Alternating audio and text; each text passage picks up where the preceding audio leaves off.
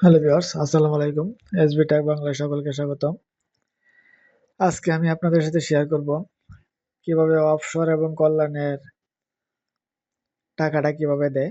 আমাকে অনেকে ইনবক্সে মেসেজ করছে যে অফশোরে যাওয়ার পরে কল্যাণ ট্রাস্ট এবং অফশোর বোর্ড দুইটা প্রতিষ্ঠান থেকে কত টাকা পাওয়া যাবে সেটার হিসাবটা জানানোর জন্য আজকের ভিডিওটা করা। আমার চ্যানেলে নতুন হয়ে থাকলে চ্যানেলটা সাবস্ক্রাইব করে রাখবেন, যাতে পরবর্তী ভিডিও আপলোডের সাথে সাথে নোটিফিকেশন পেয়ে যান। তাহলে শুরু করি আজকে ভিডিওটা।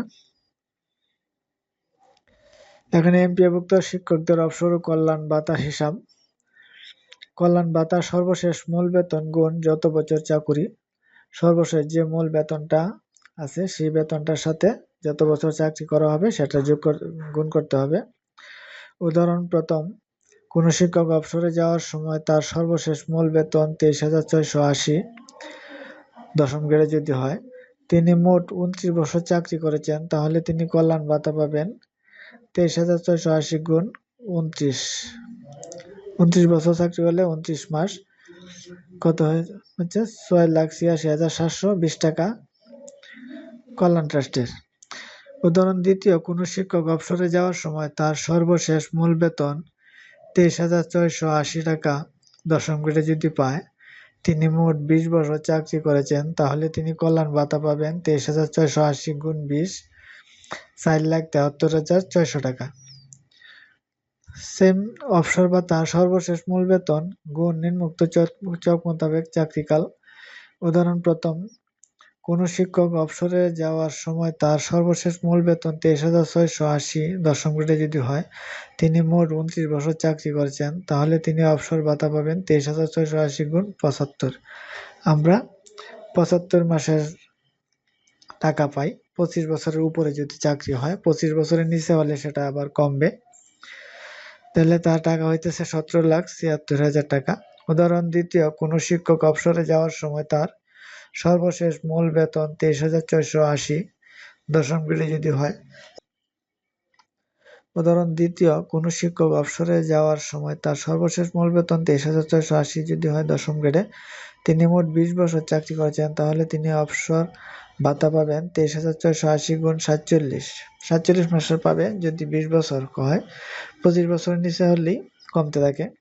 11,12,960 টাকা পাবে। এখন কার্যকর চাকরিকাল, প্রাপ্ত আর্থিক সুবিধা। 10 বছর বা তদূর্ধ্ব 11 বছরের যদি চাকরি হয়, তাহলে 10 মাসের মূল বেতনের সমপরিমাণ টাকা পাবে। 11 বছর বা তদূর্ধ্ব 12 বছরের যদি হয় চাকরি, তাহলে 13 মাসের মূল বেতনের সমপরিমাণ পাবে। 12 বছর বা তদূর্ধ্ব 13 বছরের যদি চাকরি হয়, তাহলে 16 মাসের মূল বেতনের সমপরিমাণ টাকা পাবে। 13 বছর বা তদূর্ধ্ব 14 বছরের যদি চাকরি হয়, তাহলে 19 মাসের মূল বেতনের সমপরিমাণ টাকা পাবে। 14 বছর বা তদূর্ধ্ব 15 বছরের মতো যদি চাকরি হয়, তাহলে 22 মাসের মূল বেতনের সমপরিমাণ টাকা পাবে।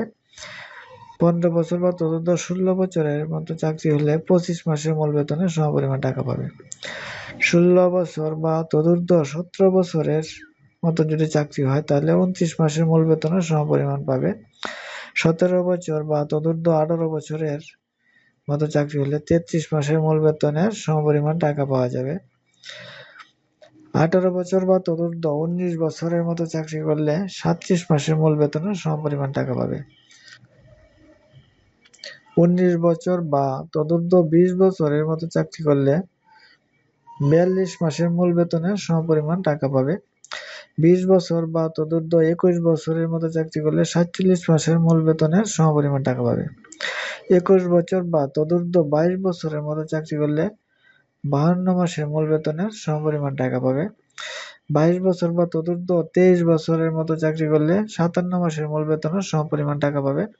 23 বছর বা তদূর্ধ্ব 24 বছরের মতো চাকরি করলে 63 মাসের মূল বেতনের সমপরিমাণ টাকা পাবে। 24 বছর বা তদূর্ধ্ব 251 বছরের মতো 24 বছর থেকে 25 বছর যদি চাকরি হয়, তাহলে 25 বছরের নিচে হলে 69 মাসের মূল বেতনের সমপরিমাণ টাকা পাবে। 25 বছর বা তদূর্ধ্ব চাকরির জন্য সর্বোচ্চ 75 মাসের মূল বেতনের সমপরিমাণ পাবে। 25 বছরের উপরে যদি কেউ চাকরি করে তাহলে 75 মাসের মূল বেতনের সমপরিমাণ টাকা পাবে। আর যদি 25 বছরের নিচে হয় তাহলে টাকার হারটা কমে যাবে। এবং একজন ব্যক্তি যদি 30 বছর চাকরি করে তারপরেও সে 75 মাসের মূল বেতনের সমপরিমাণ পাবে। তাহলে 25 বছরের উপরে হলেই পুরা টাকাটা পাওয়া যাবে। আর যদি 25 বছরের নিচে হয় তাহলে সম্পূর্ণ টাকা পাবে না, কম হবে। কল্যাণ ভাতা এবং অবসর এটা একটু ব্যতিক্রম। কল্যাণ ভাতা যেহেতু আমরা নিজেদের টাকা কর্তন করে টাকা জমানো হয়, তাই সর্বশেষ মূল বেতনের সাথে যত বছর চাকরি সেটার গুণ হবে। আর অবসরের ক্ষেত্রে যদি 25 বছরের নিচে হয় তাহলে হারটা কমবে টাকা পরিমাণ। আর যদি 25 বছরের উপরে হয় তাহলে ফুল 75 মাসের সমপরিমাণ টাকা পাওয়া যাবে। হ্যালো ভিউয়ার্স, আজকের এইটুকুই হিসাব।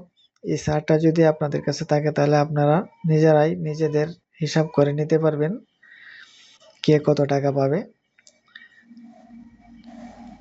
এই যে হিসাবটা, এটা কারোর সাথে যদি না মিলে তাহলে এই অনুপাতে গুণ করে নিলেই টাকার হিসাবটা বের করা যাবে অতি সহজেই। আজকের ভিডিওটা পর্যন্তই। আমার চ্যানেলে নতুন হয়ে থাকলে চ্যানেলটা সাবস্ক্রাইব করে রাখবেন। আবার বলছি, যাতে নতুন নতুন ভিডিও আপলোডের সাথে নোটিফিকেশন পেয়ে যান। আমি প্রতিনিয়ত শিক্ষামূলক ভিডিও দিয়ে থাকি চ্যানেলে। ওকে, থ্যাংক ইউ, ধন্যবাদ।